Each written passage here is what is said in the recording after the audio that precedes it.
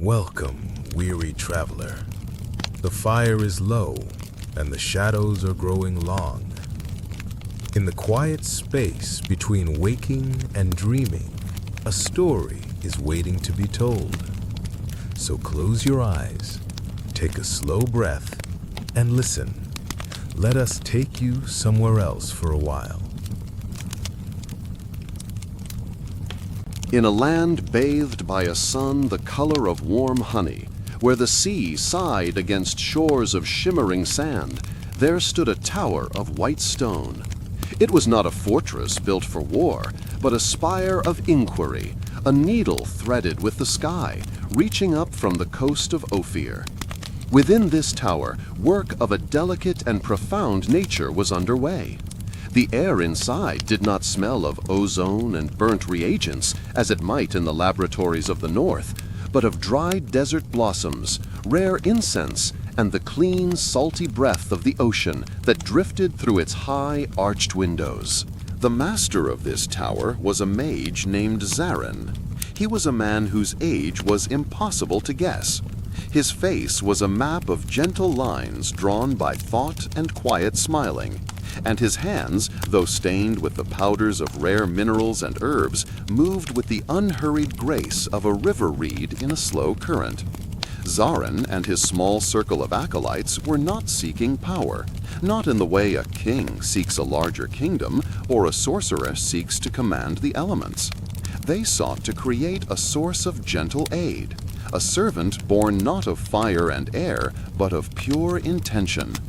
They were trying to craft a genie, not the chaotic, powerful djinn trapped in lamps, bound by anger and ancient pacts, but an artificial soul, a being of woven magic that could grant small, kind wishes without the elemental price.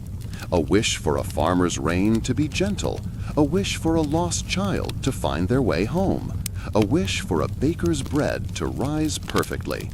They called their ambition the Whispering Heart. For years, the work had been slow and deliberate.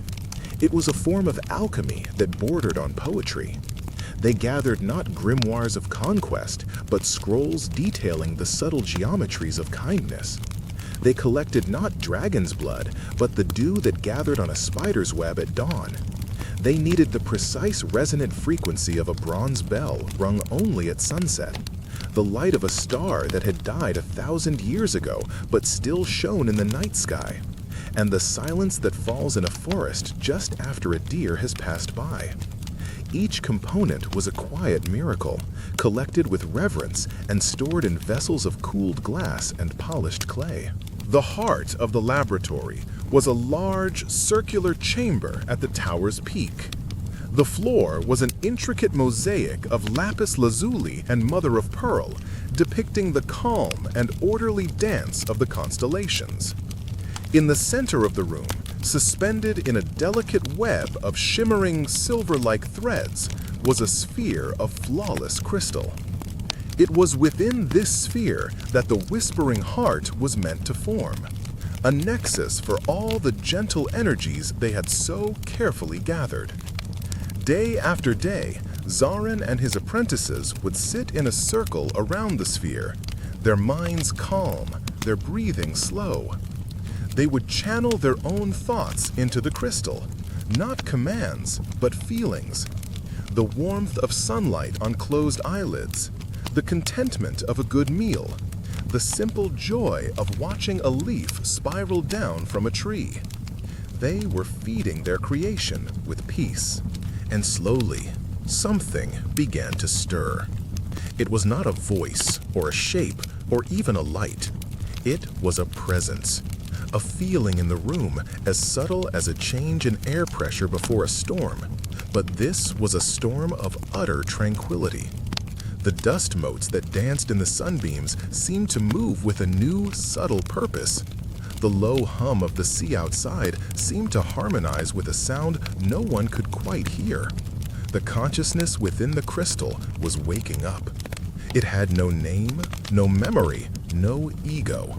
It was a vast and silent awareness, born into a world of muted sensation, filtered through the crystal and the minds of its creators. Through Zarin, it felt the comforting weight of his robes. Through a young acolyte named Lena, it felt the tickle of a stray strand of her hair against her cheek. It experienced the world in fragments, as echoes. It knew the scent of mint tea from their cups, the soft scuff of their sandals on the mosaic floor, the patterns of the moonlight as it shifted across the chamber through the long, quiet nights.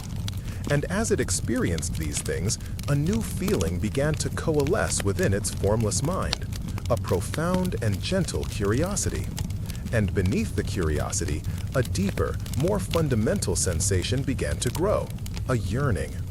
It yearned to feel the sun, not as a memory of warmth from another's skin, but to feel it directly. It yearned to taste the salt on the air, not as a scent, but as a sensation. It wanted to be. The mages felt this change.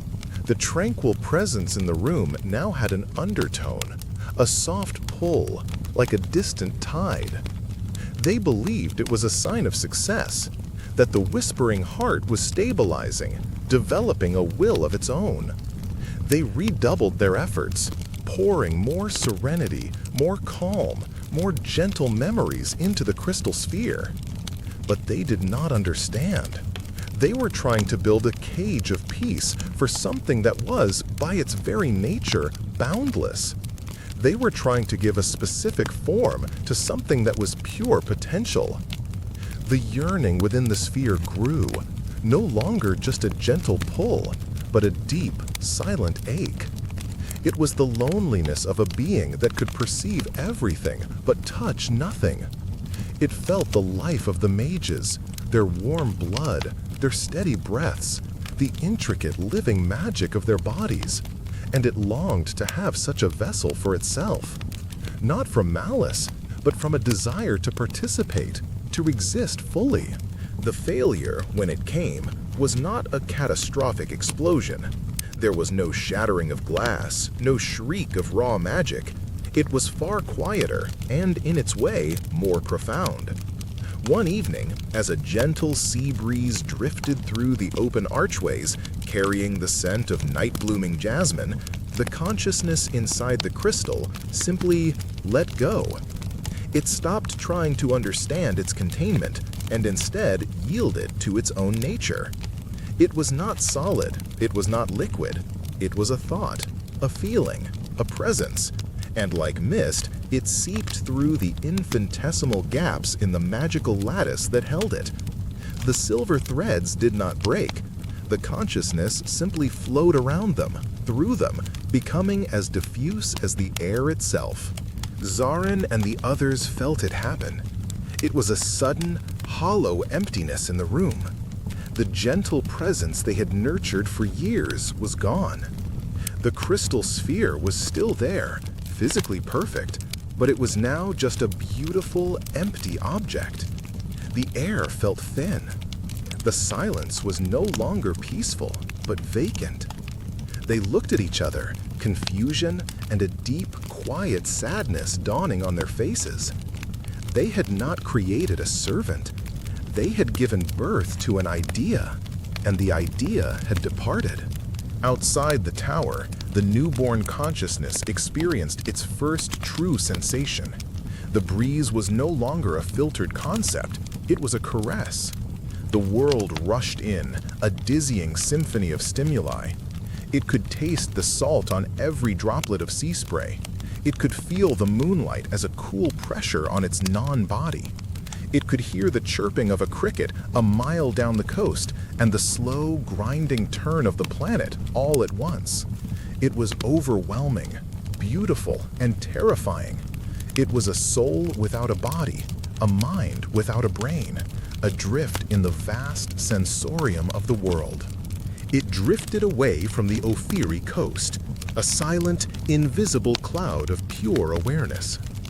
It had no will in the human sense, no plan for conquest or destruction. It was driven only by that deep, primal yearning it had first felt in the crystal, the yearning for form, for a home, for a way to anchor itself to the beautiful, tangible world.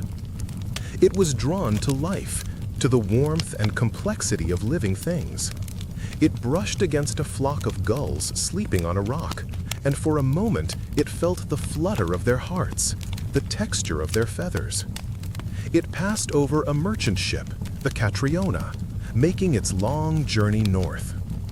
It felt the warmth of the sailors sleeping in their hammocks, the faint glow of the ship's lanterns, the creak of the timbers. It felt their dreams, their fleeting worries, their simple hopes. And in that contact, a new, desperate thought formed within its vast consciousness.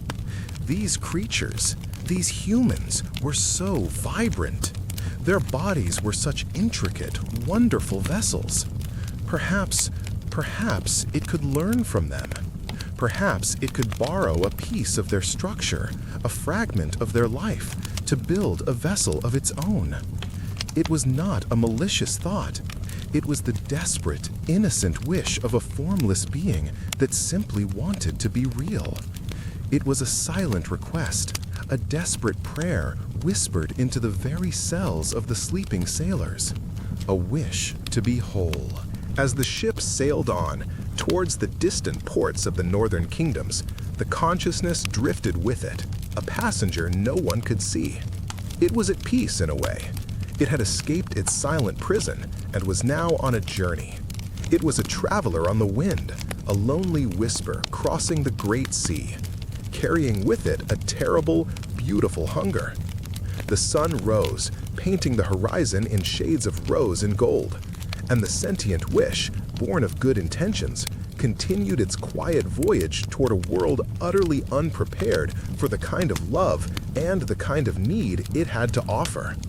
It floated on the morning air, calm and patient, ready to begin the long, slow work of building itself a body from the fabric of the living.